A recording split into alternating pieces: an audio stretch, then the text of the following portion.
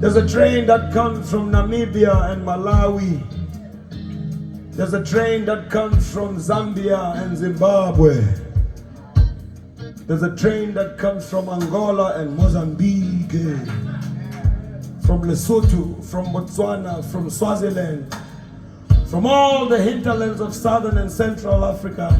This train carries young and old African men who are conscripted to come and work on contract in the gold and mineral mines of Johannesburg and its surrounding metropoli. 16 hours or more a day for almost no pay. Deep, deep, deep down in the belly of the earth, when they are digging and drilling for that shiny, mighty, evasive stone, or when they dish that mishmash mush food into their iron plates with the iron shovel,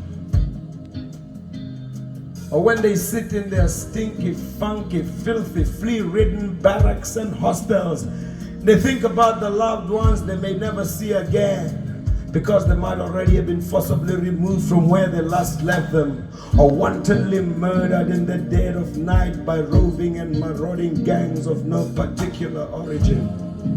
We are told. They think about their lands and their herds that were taken away from them with the gun and the bomb and the tear gas and the Gatling and the cannon.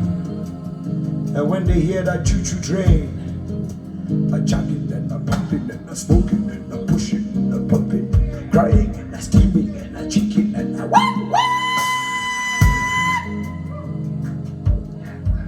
they always cuss and they curse the coal train that brought them to Johannesburg.